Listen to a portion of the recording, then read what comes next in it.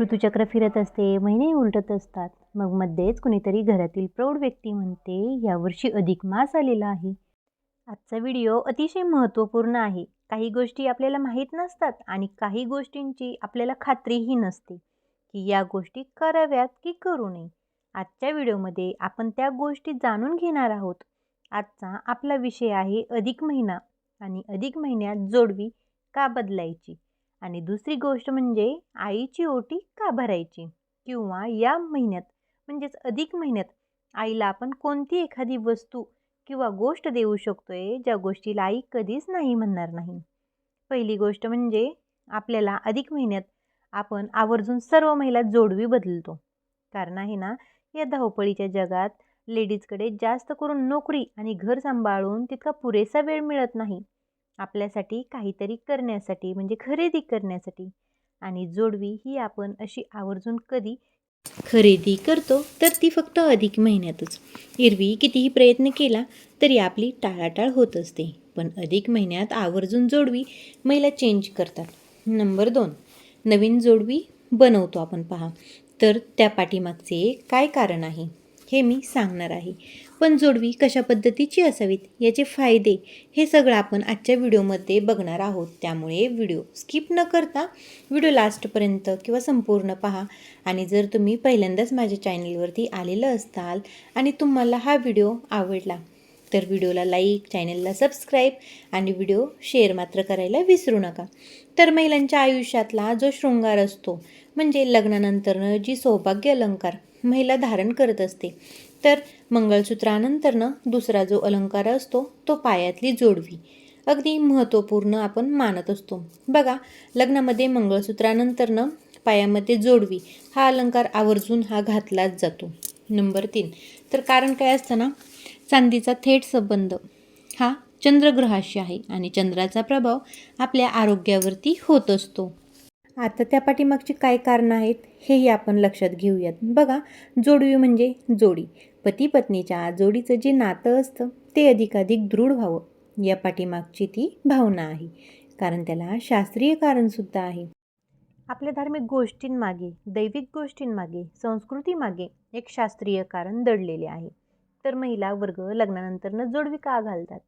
तर पहा, लग्नानंतरनं जोडवी का घालायची असतात किंवा लग्नाच्या आधी जोडवी का घालत नाहीत, हे सुद्धा आपण आजच्या व्हिडिओमध्ये पाहणार आहोत. जोडवी घालतो आपण, ज्यावेळेस जोडवी घालतो, कधी घालतो तर लग्नानंतरनंच घालतो.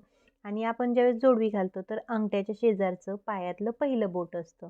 तर त्या बोटांची नस आहे ना, तिचा डायरेक्ट संबंध महिलेच्या गर्भाशयाशी असतो. महिलांना ज्या मासिक पाळीच्या समस्या असतात त्या दूर होतात आणि महिलांचं संतुलनसुद्धा चांगले राहायला मदत होत असते. तर हे आहे शास्त्रीय कारण. बघा आता, दुसरी गोष्ट म्हणजे जोडवी ही नेहमी चांदीचीच बनवावीत. चांदीचीच बनवली पाहिजे नाहीत. जर का एखाद्याची परिस्थिती थोडीशी बिकट असेल, थोडीशी कमी असेल, तर तुम्ही कमी वजनाची पण जोडवी बनवू शकतात. पण ती लक्षात घ्या की ती चांदीचीच असावी. आणि एखाद्या स्त्रीची घरची परिस्थिती खरंच खूप चांगली आहे, मग त्यांनी काही सोन्याची जोडवी घालायची का? तर नाही. तुम्ही सुद्धा कितीही श्रीमंत असलात तरी पायामध्ये चांदीचीच जोडवी असावीत. तर असं का? कारण कमरेच्या खाली शास्त्राने परवानगी दिलेली नाहीये. एकतर कंबरपट्टा सोन्याचा एक वेळ चालू शकतो, पण कमरेच्या खाली म्हणजेच पैंजण आणि जोडवी ही कधी पण चांदीचीच असावी. बघा, हौसेने तुम्ही करून ठेवू शकताय. तुमची परिस्थिती असेल, तुम्हाला हौस असेल, तर तुम्ही सोन्याची जोडवी, सोन्याची पैंजण करू शकता. पण तुम्ही ते रोज वापरता कामा नये. केव्हा तरी तुम्ही ते घालू शकताय.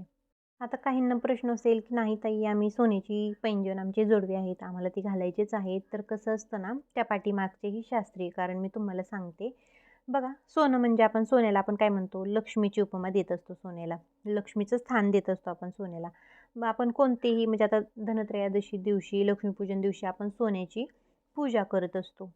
त्यामुळे आहे ना, हे सोनं लक्ष्मी स्वरूप आपण मानत असतो. आपल्याला त्यातून ऐश्वर्य जाणवत असतं. त्यामुळे लक्ष्मीला आपण पायामध्ये केव्हाही घालत नाही. पण एखाद्याचा जर हट्ट असेल किंवा आवड असेल तर तुम्ही केव्हा तरी तुम्ही घालू शकताय. दुसरी गोष्ट म्हणजे चांदी हे ऊर्जेचं इतकं वाहक आहे.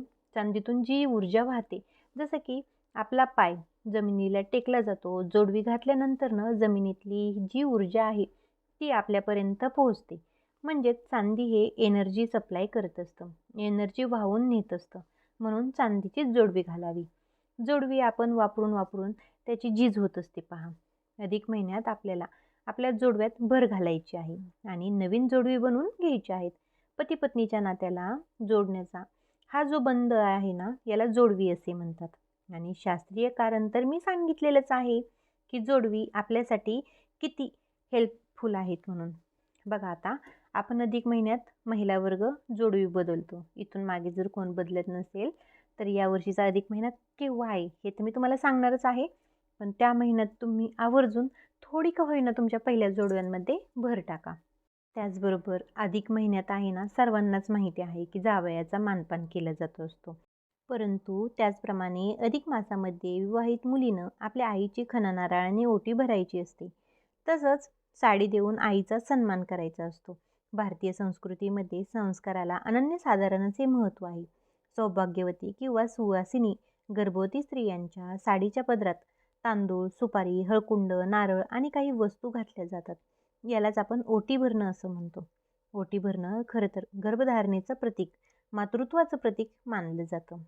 काटेकोरपणाने दर 33 महिन्यांनी अधिक मास येत असतो. या महिन्यात संक्रांत येत नाही आणि या बिनसंक्रांतीच्या महिन्यालाच आपण अधिक मास म्हणत असतो. याबरोबरच एरवी विवाहित स्त्रियांनी आईची किंवा सासूची ओटी भरू नये असेही म्हणतात. मात्र अधिकाच्या महिन्यात सासूची ओटी न भरता आईची ओटीच भरावी. आईला साडी देऊन आईचा सन्मान करावा.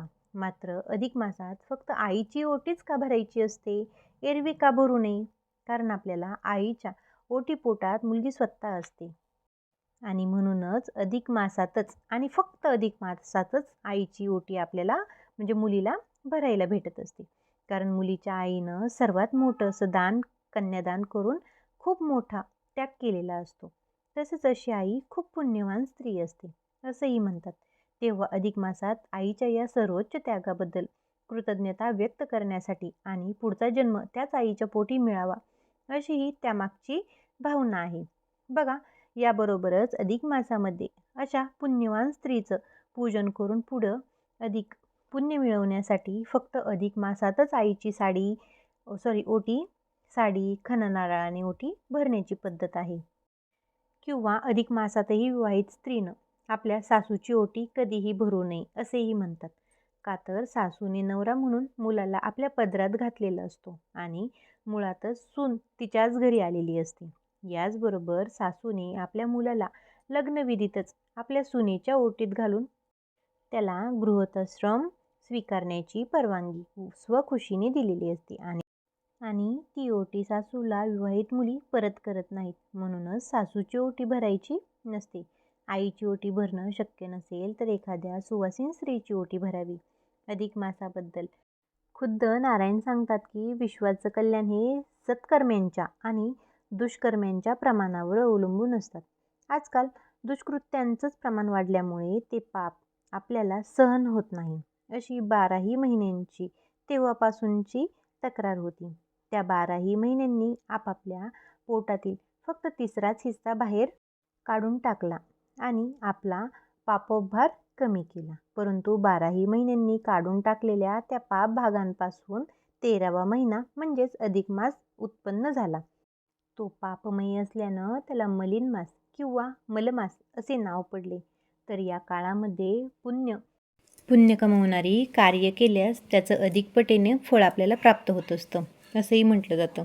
आणि म्हणूनच अधिक मासातच विवाहित मुलीनं आईची ओटी भरावी असं सांगितलं जातं. त्याचं आहे ना अधिक पटीनं पुण्य मुलीला प्राप्त होत असतं.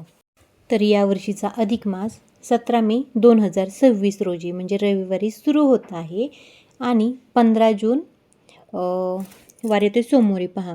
15 जून 2026 रोजी याची समाप्ती होत आहे. तर या 1 महिन्याच्या कालावधीमध्ये मुलीने तुम्हाला जेव्हा शक्य असेल तेव्हा आईला घरी बोलवून तिचा मानसन्मान करा किंवा आईच्या घरी जाऊन आईची खणा-नारळाने ओटी भरा. आईला साडी घ्या, शक्य असेल तर आईला जोडवी घ्या, आईला बांगड्या भरा. तुम्ही या गोष्टी नक्कीच करू शकताय. चला मग व्हिडिओ आवडला असेल तर व्हिडिओला लाईक आणि शेअर करायला मात्र विसरू नका. अवधूत चिंतन श्री गुरुदेव दत्त. श्री स्वामी समर्थ सर्वांना.